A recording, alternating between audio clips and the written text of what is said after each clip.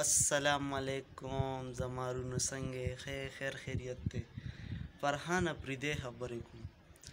دا پرون چې کوم الیکشن کمیشن مخې ته احتجاج شوی و نو هغه شکر الحمدلله کامیاب شو او اوس په دوی ټول چغې وایي رانا ثناء الله شو شاهد حقان عباسي شو دا نورې لوټې شوې دوی به اوس په دې وجه چغې وایي چې الیکشن وکړي اول به دوی ته موږ چغې وایل چې الیکشن وکړي دوی به الیکشن سیټ ته نه تلل اوس په خپله رانا ثناء الله بیان ورکړی چې اوس موږ له پکار دي چې الیکشن سیټ ته لاړ شو نو پته خو ورته ولګېده که نه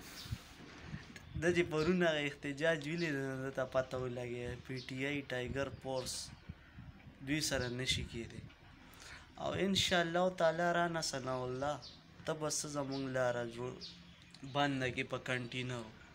کنټینر نه چې دیوالونه هم په دې روډونو کې ووې که نه نو په هغې به هم دروړو انشاءالله تعالی موږ آخر فورس د چا یو د عمران خان صاحب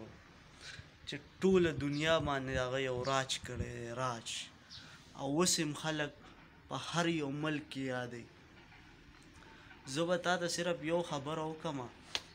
رانا ثناء الله چې چرم ته پی ټي آی والا سره مست چېړه ګورې والله تا خو چې ماډل ټاون کې کم کار کړی نو هغه پنجابیانو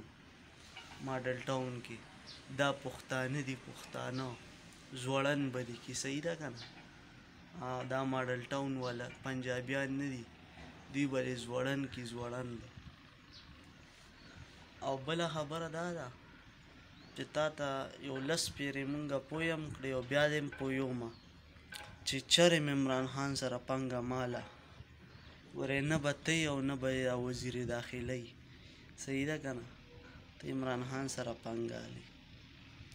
او بس تاسو ټولو ملګرو ته وایم انشاءالله تعالی الیکشن ته ټایم اوس لږ دی هغه شیخ رشید صاحب چې څه خبره کړې وه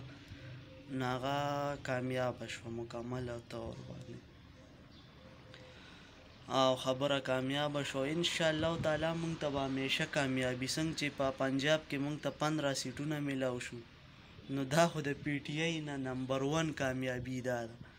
او دویمه کامیابي دا ده چې په خیبر پښتونخوا باندې حکومت دی په کشمیر باندې زمونږ حکومت دی په ګلګت بلتستان باندې زمونږ حکومت دی او شکر الحمدلله په ټول پاکستان باندې به زمونږ حکومت دی او آصف علي زرداري ته وایم چې ستا دا سین باندې به حکومت زمونږ د پی ټي آی راځي صحیح ده که نه ستا دا ګونډهګري به ترې ختمه شي انشاءالله تعالی صحیح ده د پی ټي آی به حکومت راځي والسلام